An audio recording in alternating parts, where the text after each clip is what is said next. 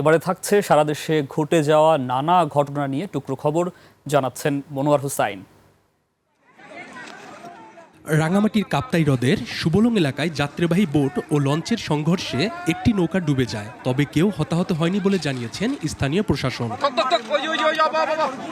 ফরিদপুরের ভাঙ্গায় কথিত মাদক ব্যবসায়ীর বাড়িতে হামলা চালিয়ে ভাঙচুর ও অগ্নিসংযোগ করেছে বিক্ষুব্ধ এলাকাবাসী। নড়াইলের লোহাগড়ায় আধিপত্য বিস্তারকে কেন্দ্র করে দুপক্ষের সংঘর্ষে অন্তত 15 জন আহত হয়েছেন। এ সময় কয়েকটি বাড়িঘর ভাঙচুরের ঘটনাও ঘটে। পরিস্থিতি নিয়ন্ত্রণে এলাকায় পুলিশ মোতায়েন করা হয়েছে।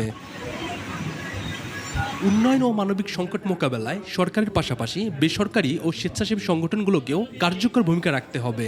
ব্রাহ্মণবাড়িয়ায় একথা বলেছেন স্থানীয় সংসদ সদস্য ইঞ্জিনিয়ার খালেদ হোসেন মাহমুদ শ্যামল। আমিও দেখব, খোঁজখবর নিব। বিশ্ব পরিবেশ দিবসে গাইবান্ধায় 3 লাখ বৃক্ষরোপণ কর্মসূচির উদ্বোধন করা হয়েছে। একই দিনে নওগাঁয় মাসব্যাপী বৃক্ষরোপণ কর্মসূচি শুরু করা হয়েছে।